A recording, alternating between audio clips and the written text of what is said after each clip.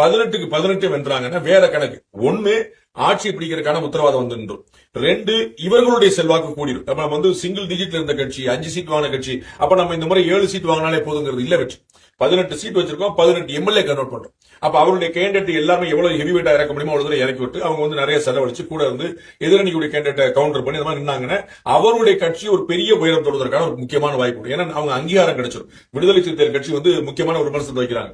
எங்களுக்கு முன்னாடி தோன்றிய கட்சிகள் எல்லாம் பல கட்சிகள் வந்து தங்களுடைய அங்கீகாரத்தை இழந்து நிக்கிறாங்க, அவங்க எல்லாம் வாய்ப்பே இல்லாம நிக்கிறாங்க, அவங்க வந்து ஏதாவது ஒரு சின்னத்தை போட்டு நாங்க வந்து அங்கீகாரம் பெற்றிருக்கிறோம் திருமாவளவன் அவர்களுடைய செயல்பாட்டினால. அப்ப வந்து பாட்டாளி மக்கள் கட்சிக்கு அந்த நிர்பந்தம் இருக்கு, அந்த நெருக்கடி இருக்குது, அவங்களுக்கு அந்த அழுத்தம் வந்து அவர்களுக்குள்ளாக இருக்குது. அப்ப பாட்டாளி மக்கள் கட்சி வந்து சமூக நீதி போராளி சொல்லும் போது அவங்க 18 வாங்கியிருக்காங்கன்னா 18க்கு 18 அடிக்கிற இடத்துல கிளம்பும்.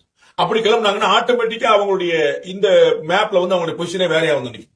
அவ 18 10 தான் 10 கேள்வி இல்ல, 18க்கு 18 எம்எல்ஏவா கன்வெர்ட் பண்றாங்க.